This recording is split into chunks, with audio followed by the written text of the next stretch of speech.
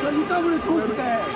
You, talk to me about it. Let go. Let go. What are you going to do about institutional child abuse operating in this country? What are you going to do about institutional paedophile rings that are operating in this country?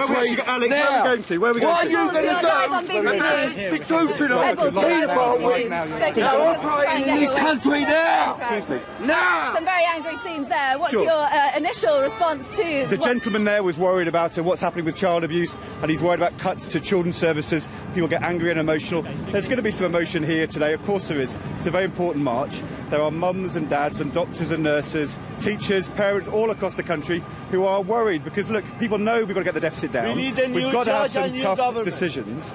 But to do things this far and this fast, to do something which is destabilising communities, pushing unemployment up, people are worried about that. And I think what we're going to see today is lots of people saying to George Osborne and the government, look, do think again.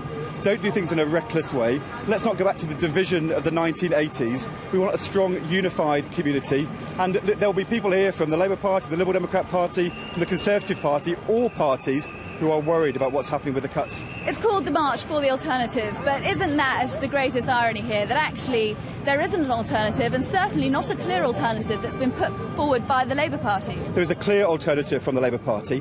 We have to get the deficits down, but in a steady way.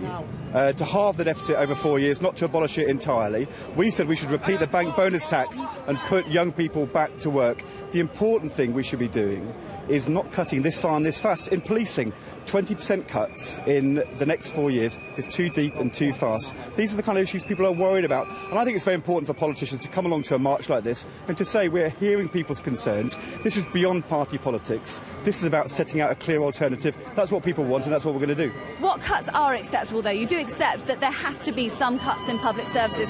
6 million people work in the public sector. It can be slimmed down, can't it? We need to get the deficit down.